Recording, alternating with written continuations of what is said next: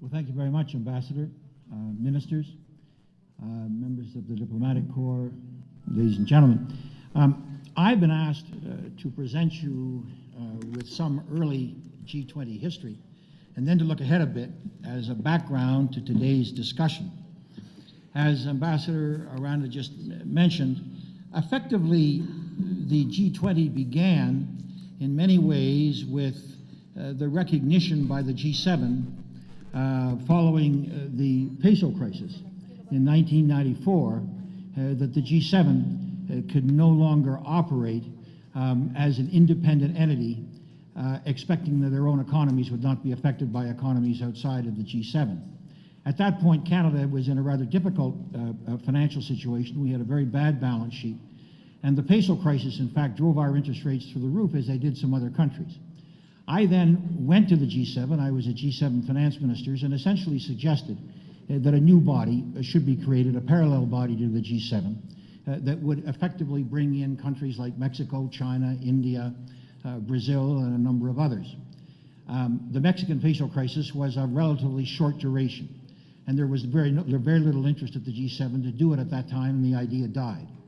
However, 2 years later, the Asian crisis occurred, and the Asian crisis was one that was far more serious, in fact the most serious financial crisis since the end of the Second World War, up until the most recent crisis in 2008.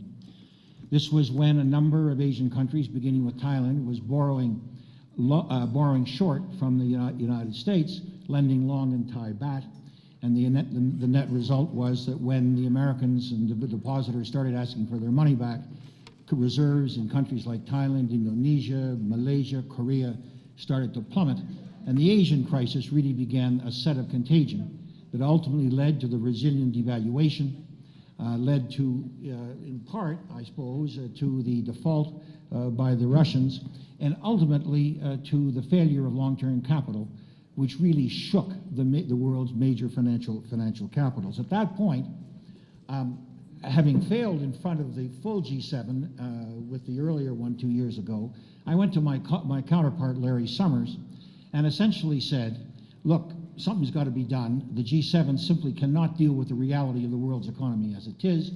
Larry agreed, and within a very short period of time, we sat down and essentially did up the list of countries that was going to make up the G20.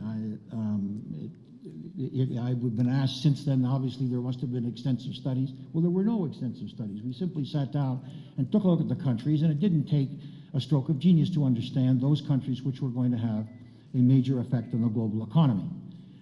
You will notice that the organization is called the G20.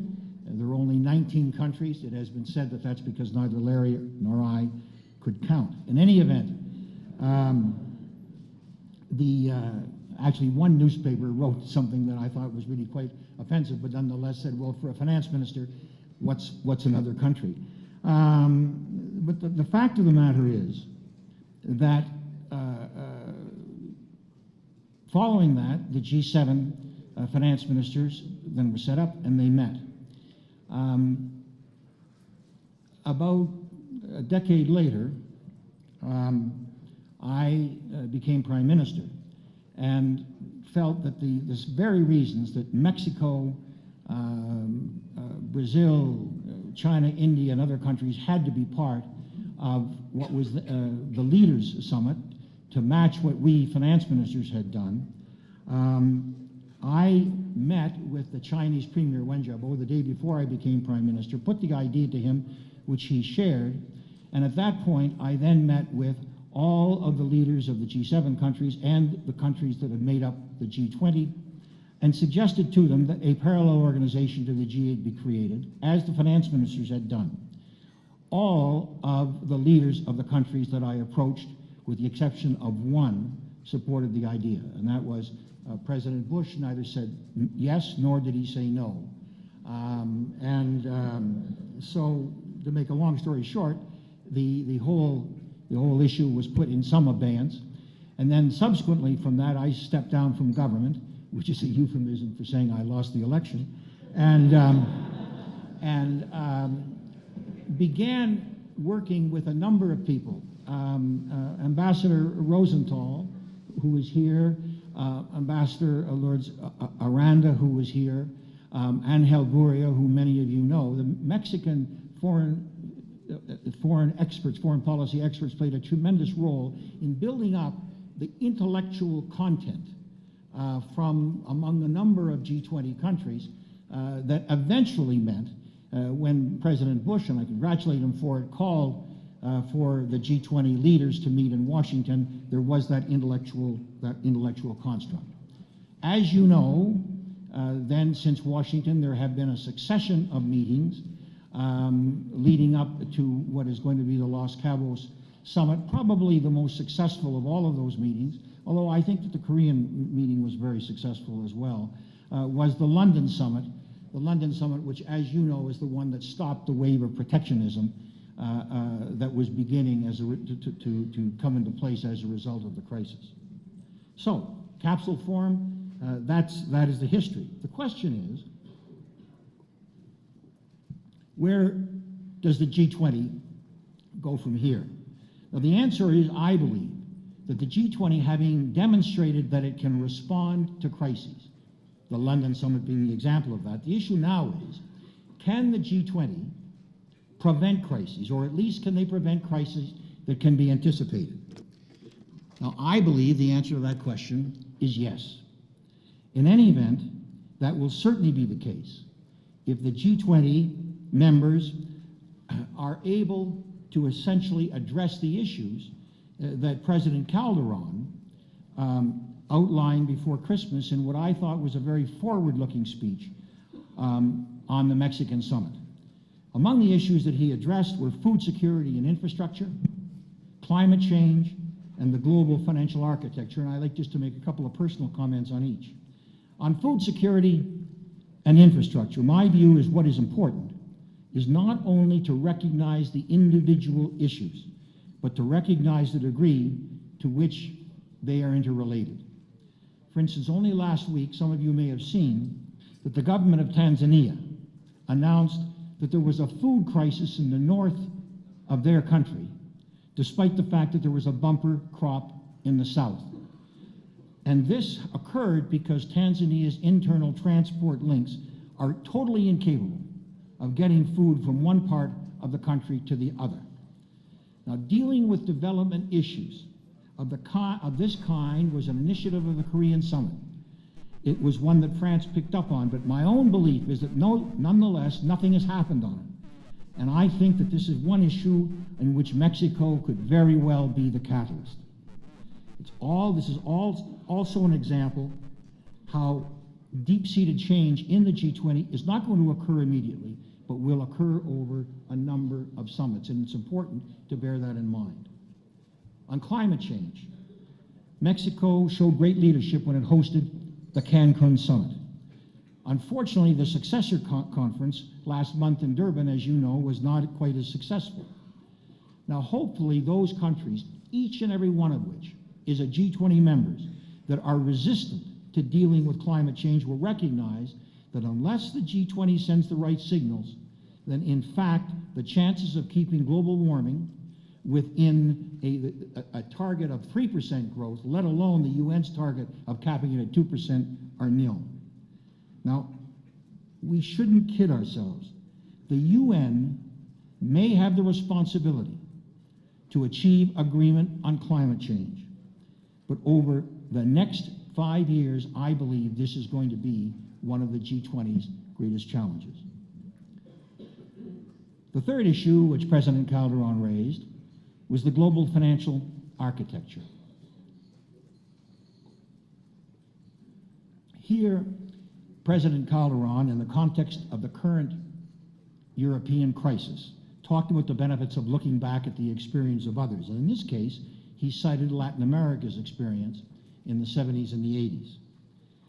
Picking up on the President's lead, that is to say, of learning from the past, I'd like to refer to an experience that the G20 finance ministers, and I do this primarily as a result of what Governor Karsten said in his remarks earlier, and it's the reason I'm doing this.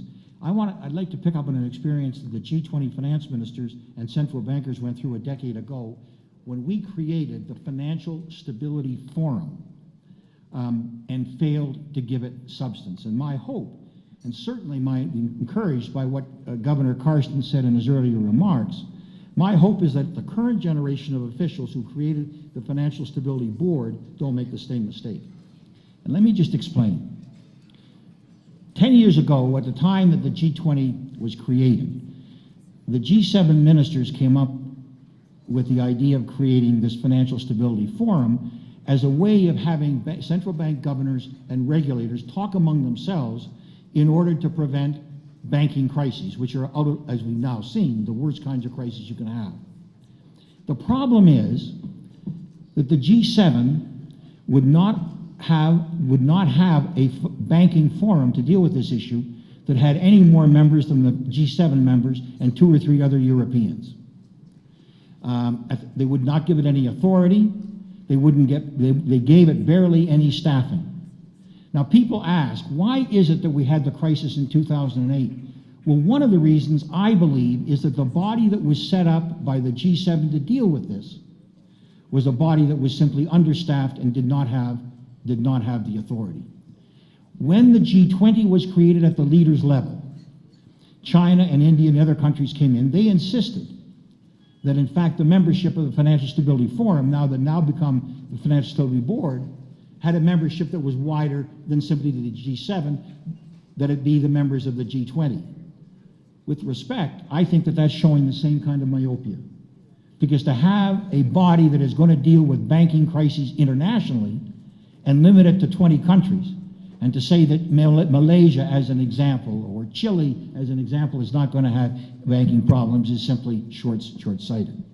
I believe that there is a real opportunity at the Mexican summit to really do what Governor Karsten said, which is to consolidate the evolution now of the Financial Stability Board. And I'm going to come back to this, because I think that there is a magic moment here. The current head of the European Central Bank, Mario Draghi, was the former head of the Financial Stability Board. The current head of the Financial Stability Board is the Governor of the Bank of Canada. I think there's a real opportunity here, and I think it's the kind of thing that we should do, build on the mistakes of the past. Now, 4 brief comments that I'd make on the G20, underpinning its role in preventing crises as opposed to simply responding to them. The first comment speaks to what the G20 should be, and that is a network of nations seeking to bridge the gap in the global issues that are facing those nations. Now, if you agree with that definition, then I also expect you'll agree that the meetings of the G20, including its summits meetings, should be informal, that they should be the kinds of discussions where the leaders can engage in a give and take between themselves. Now, unfortunately, this is not always the case. Indeed, what we have in too many instances is an excess of pomp and circumstance. Now, there are 2 reasons for this. The first is that the time for these meetings is simply too short. Take a look at what's happened with most G20 meetings. Really not much more time, time for a supper the night before, and the next day, a session of the leaders jammed in between a photo op in the morning and a press conference in the afternoon. And that is too short. These are the most important multilateral meetings of the year. And I think that we have to give the leaders the time to deal with them.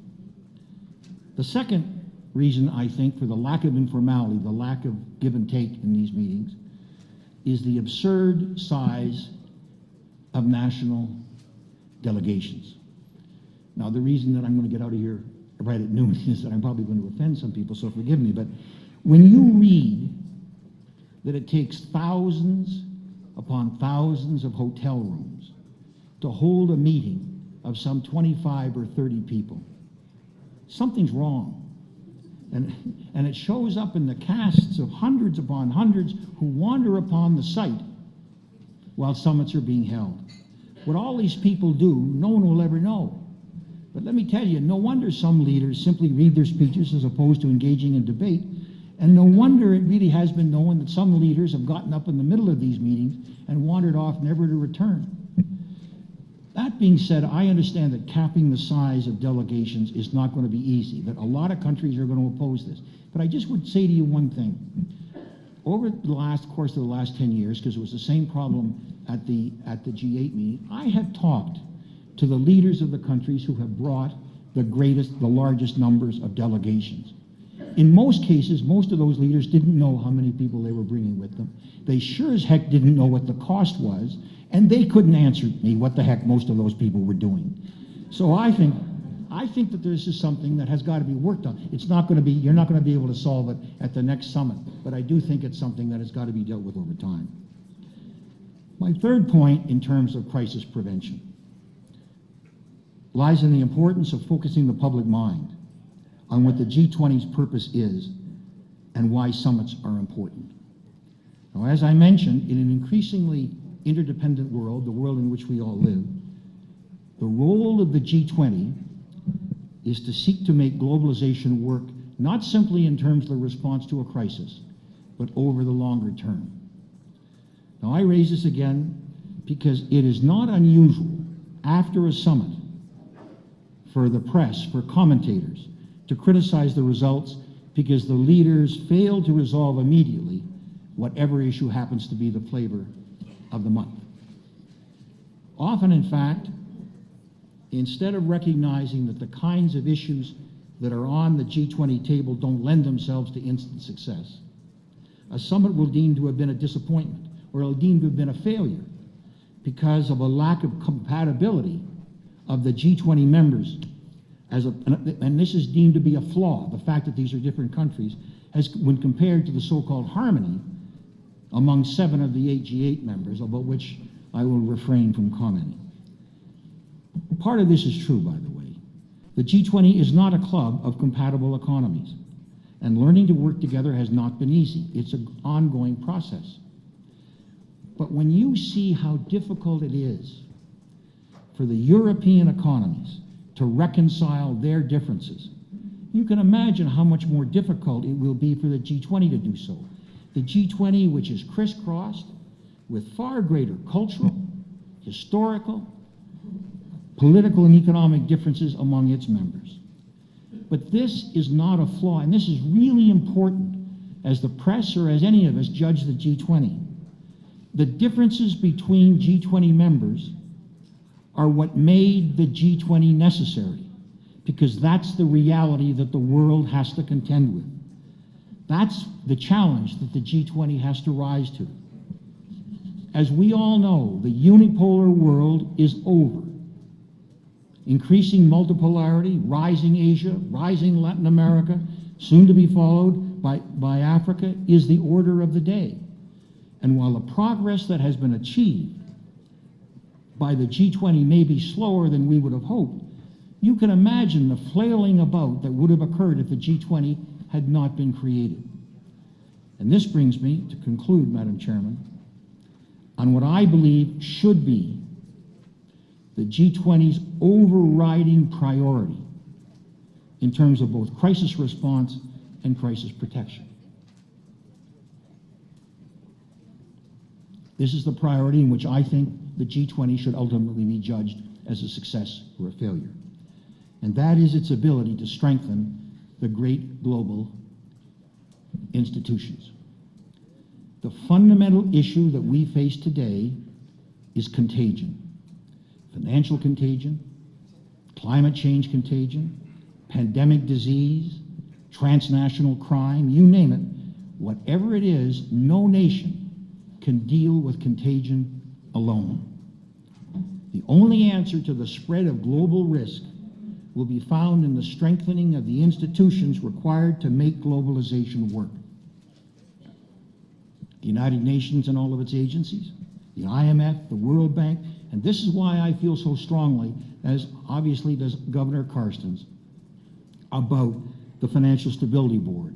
Nobody expects the leaders to sit around debating the details of financial, and the Minister Foreign Affairs and I were talking about this earlier with Lourdes. Nobody expects the leaders to sit around talking about the details of financial regulation, but they do expect the G20 to deal with it. And the only way in which the G20 can deal with it is to strengthen the Financial Stability Board, where people have got the capacity and the time to do it. With every passing day, in every facet, our world becomes more and more interdependent, more and more integrated. There are huge benefits that flow from this. But we better understand as well that the threat, the risk of contagion flows from that as well. Contagion, which in an increasingly multipolar world poses a greater and greater challenge because there is no longer one superpower that can forge a consensus. There's no longer one superpower can set the world upon a direction, whether the world wants to engage in that or not. Much of the responsibility that was held by the superpower as catalyst now falls to the G20. But the implementation of what the G20 decides will fall to the global institutions. But one example, take a look at what happened in Europe. When the Europeans, unable to monitor the Italian deficit plan, had to turn to a global institution, the IMF, in order to do it. Well, that's what's going to happen more and more. So it's for this reason that I believe that strengthening the global institutions must be uppermost in the G20's collective mind. And I don't think this is going to be easy, because it's going to require an unprecedented sharing of sovereignty, which is in turn why the G20 summits are not simply another date on the leaders' calendar. For only national leaders can make the sovereign trade-offs that will be called for. And only leaders can explain at home why these trade-offs have to be made. Fundamentally, only leaders can explain that why it is that in today's borderless world, the only way to protect sovereignty is to share it. That's why the G20 is important. And that's why its summit must be the catalyst for action. And on that, over to you, Ambassador.